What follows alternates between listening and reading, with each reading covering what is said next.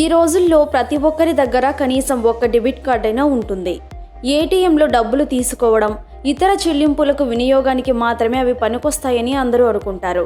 కానీ ఏటీఎం కార్డుతో ఏకంగా 5 రకాల ఇన్సూరెన్స్ కవరేజీలు ఉంటాయి.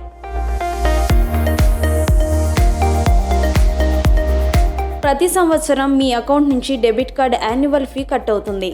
అందులో కొంత మొత్తం మీ పేరు మీద బ్యాంకు తరఫున ఇన్సూరెన్స్ కంపెనీలకు వెళ్తుంది. 50,000 రూపాయల నుంచి 2 కోట్ల రూపాయల వరకు ఇన్సూరెన్స్ కవరేజీ పొందే అవకాశం ఉంటుంది. బ్యాంకులు సిల్వర్, గోల్డ్, ప్లాటినం అంటూ వివిధ రకాల కార్డులను జారీ చేస్తాయి. మీరు ఎంత ఎక్కువ ఛార్జీలు వసూలు చేస్తున్న డెబిట్ కార్డు వాడితే అంత ఎక్కువ ఇన్సూరెన్స్ కవరేజీ ఉంటుంది. బ్యాంకు అకౌంట్ నుంచి ఎవరైనా మీ డబ్బు దొంగలించినా లేదా డెబిట్ కార్డు దొంగలించి చెల్లింపు చేసినా వాటికి ఇన్సూరెన్స్ కవరేజీ ఉంటుంది.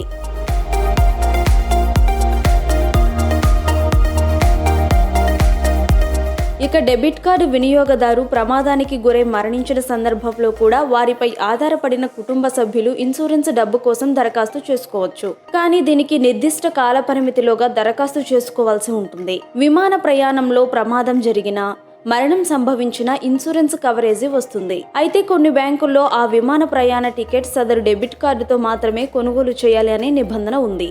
డెబిట్ కార్డును ఉపయోగించి కొనుగోలు చేసిన వస్తువులు పోయినా, చోరీకి గురైన బీమా కవరేజీ పొందవచ్చు. ప్రయాణంలో మీ లగేజీ పోయినా లేదా ఏదైనా కారణంతో పాడైపోయినా, ధ్వంసమైన బీమా పొందే అవకాశం ఉంది.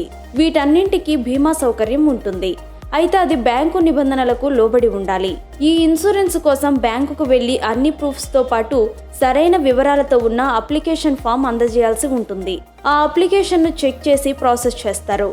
అప్రూవల్ వస్తే మీకు ఇన్సూరెన్స్ అమౌంట్ మొత్తం అందుతుంది. ఈ సమాచారం ప్రతి ఒక్కరికి ఏదో ఒక సందర్భంలో ఉపయోగపడుతుంది కాబట్టి ఇప్పుడే ఈ వీడియోని షేర్ చేసేయండి.